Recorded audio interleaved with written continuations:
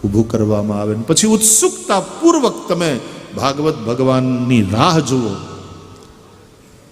હવે ઉત્સુકતા રહી નથી. એમ થાય કે ચૈત્ર મહિનો ને કથા તો ગામે ગામ ને ગલીએ ગલીએ વંચાતી જોઈએ, એમાં છે હવે હું બહુ મોટું. ઉત્સુકતા ગઈ તમારી. પછી આવ્યા શેઠ તક નાખો વખેરે.